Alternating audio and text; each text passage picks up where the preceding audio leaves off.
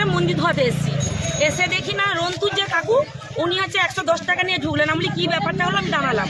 দেখি না রাতে তো ঝামেলা হয়েছে, বাদ দাও সেটা পরে বলছি। তারপরে রন্তুর কাকু কি করলো, মদ নিয়ে বেরিয়ে গেল। যেটা আমি হচ্ছে মন্দিরটা ধোয়াতে গেছিলাম, দেখি না ওই লোকটা প্যান্টের মধ্যে মদ নিয়ে বেরিয়ে যাচ্ছে।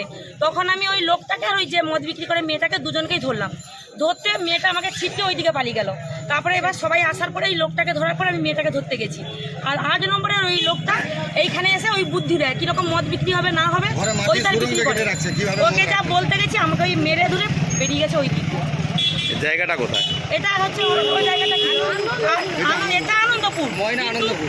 ওই জায়গাটা কি বসতে পারবে টাঙ্গিশাল থেকে ওই মেয়েটাকে ধরে আনলাম। কালকে রাত্রি 11টার সময় এসে আমার ঘরে দরজায় ধাক্কা দিচ্ছে মদের জন্য।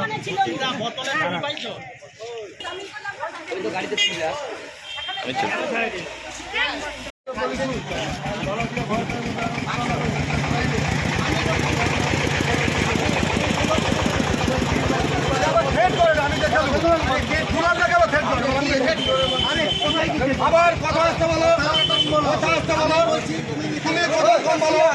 আমি দিনের বেলা আপনারা মেয়ে দেখছি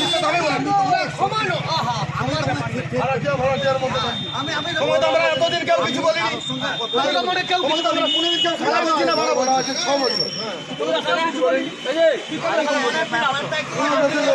কেউ তোমাকে কিছু বলছে, তোমাকে ডিস্টার্ব করছে, তোমার আসতে যাও ভাত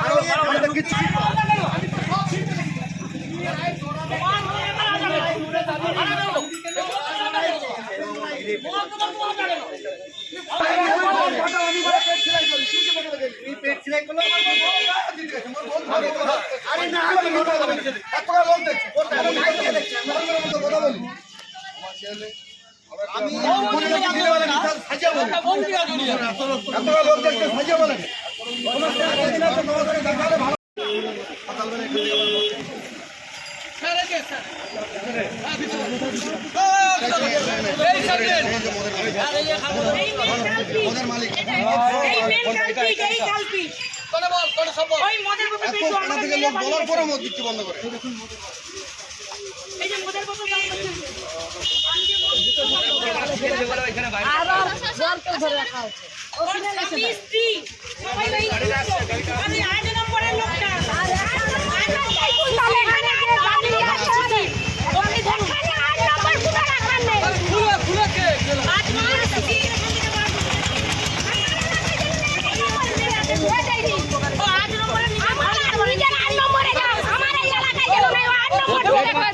এক নম্বর অঞ্চলটাকে শেষ করতে চাই, 8 নম্বরের লোক বারবার ফোন করে এই করতেছে, করে দিচ্ছে।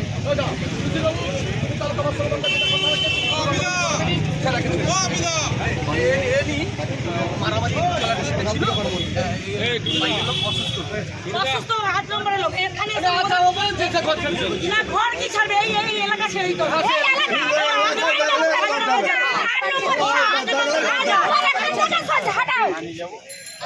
না স্যার এই অসুস্থ আমরা না 8 নম্বর পাঠাবে না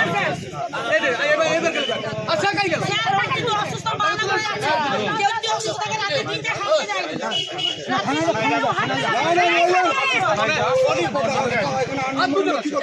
না না না এরপরে আর যেন নাই হয় কি হবে নি কিসের অসুস্থ স্যার এই যে বোতল এই যে বোতল এই যে বোতল এই যে বোতল স্যার এবার মনে হাতে রাখতে হচ্ছে বোতল।